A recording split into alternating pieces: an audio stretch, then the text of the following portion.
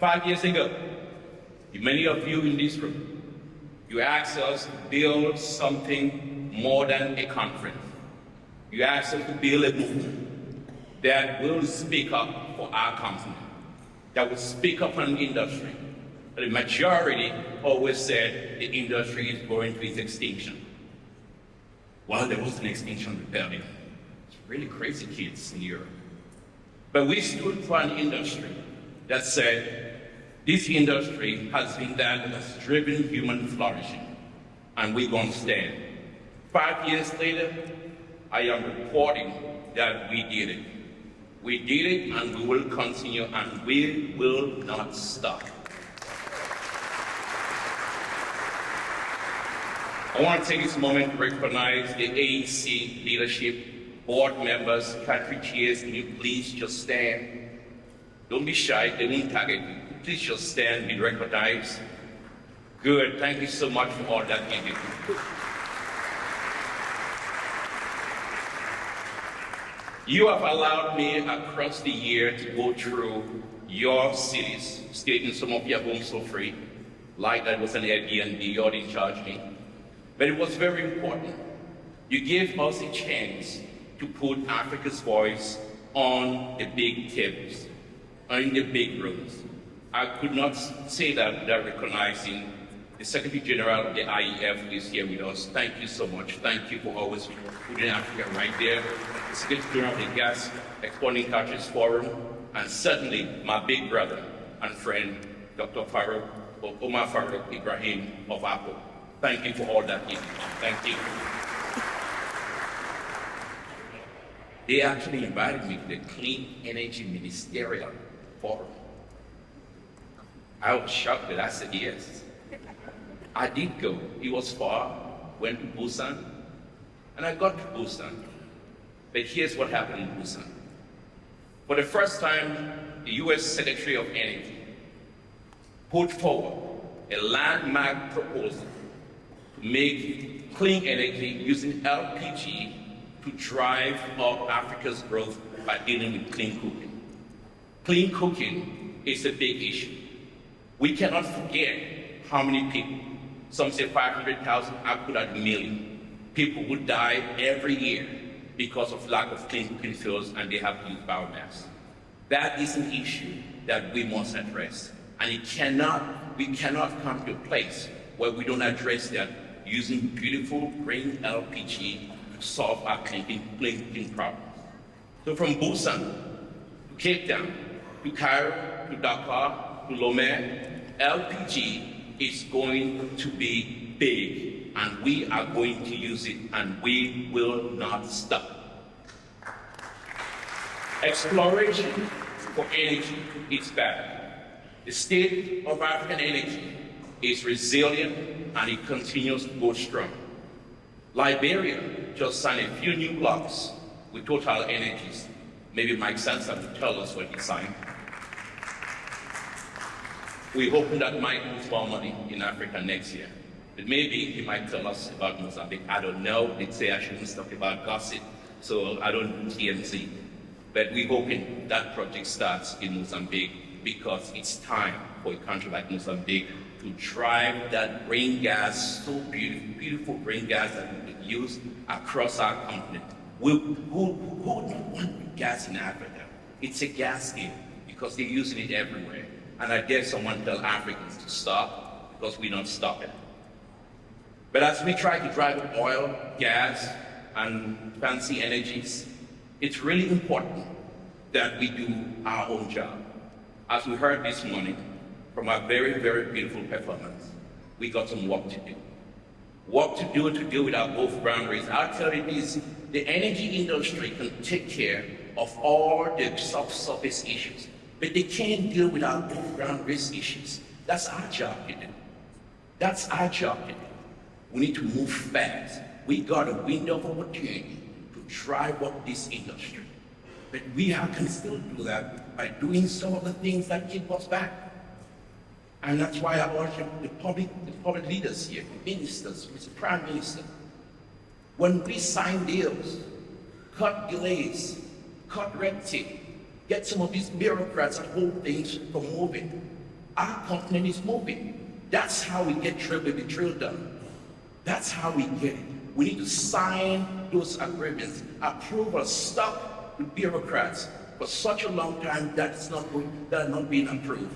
It shouldn't take 5, 10, sometimes 20 years to approve projects. We have projects, whoever thought that Congo Brazzaville would be doing 2 floating LNGs? But they said gas was there in Congo, but these guys from ENI, they're so good. They did the tango, they did in Booyah, and everything got Cyprus. They don't spend money. Really cheap guys. But they got the job done fast. Yes, I said it, they're cheap. It's like they don't even want to buy a ticket here. Yeah. I love you. But it's really important to pay attention to the fiscals. The game is going to change. And it's the fiscals, baby. That's what's going to make us better. The future for us in Africa is not for us to predict, it's for us to create. And we have a moment when we can create that future. And we'll create that future. We start an African Renaissance, where young kids can believe in our continent, where you can do business, and government can get more revenue. We create jobs, because at the end of the day, that's what our industry is about. It's about jobs. But we also know that we have to deal with some of these issues. Besides putting pressure on African leadership to move, it's also very important that we deal with the clear discrimination. I call it financial apartheid, where gas is bringing for the few in Europe that can afford it, but gas is not bringing to Africa, so they can finance it. We need to stop these exclusionary rules, and we need to also deal with development banks like multilateral institutions, which their first cut is oil and natural gas financing. That discriminatory rule led us to take on the banks to say, get back to the table or we will sue you. Because you can't use African pension funds, save it in your big financial institution, then don't fund African energy development. That is wrong and we would not stop. That's our next battle. The story of African energy is one of immense promise, and the leading chapters are still being written. At TGS, we believe fully in Africa's capacity to lead in meeting its own energy needs and the energy needs of the world, to drive innovation beyond the traditional and to make history by ending energy poverty across the continent in our lifetime. For over 3 decades, TGS and our predecessor companies, PGS, Spectrum, and Ion Geophysical, have forged lasting partnerships across Africa, standing with governments, national companies, and operators to provide reliable data and insights that are the foundation of investments and growth. We have not been only service providers, we've been collaborators, building trust, sharing knowledge, and most importantly, listening to Africa's ambitions and priorities. This collaboration and trust with local authorities and partners have inspired TGS to invest more than $1 billion in Africa over the past 10 years. Our unparalleled multi-client data library, representing about 70% of all seismic data in Africa, 70%, continues to unlock new opportunities, de-risking frontier basins, revitalizing mature plays, and revealing potential where others saw only uncertainty. TGS is proud to set new standards in seismic acquisition, deploying the industry's most advanced vessel platforms to capture exceptional data without delay or compromise.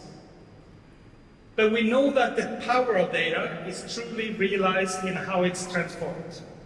Our cutting-edge imaging technologies, rooted in AI, machine learning, and world-class compute, turn subsurface complexity into actionable insight, fostering confident exploration in some of the most challenging and exciting geologies globally.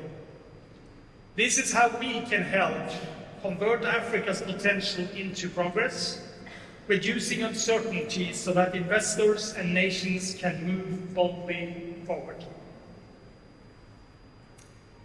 Yet, our vision extends beyond technology. We believe Africa's energy future must be anchored in local capacity, capable supply chains, inclusive job creation, and resilient communities. Collaboration, information exchange, and investment in local capacity are now propelled by investments in AI and the cloud. At this week's session, leaders will explore how investments can best uplift not just companies, but society as a whole, powering factories, hospitals, and schools, and setting a global example for sustainable, just energy development. The energy transition, or addition as I like to say, stands before us all, urgent, complex, and full of opportunity. Africa, with its vast resources, has a unique chance to forge a new path, blending oil, gas, renewables, and digitalization on African terms for African people. At TGS, we are deeply committed to partnering with you on this journey, supporting a continental marketplace where innovation, investment, and ambition converge. Let's make this the decade in which Africa's energy sector not only meets its potential, but leads the world, driving prosperity, resilience, and transformation.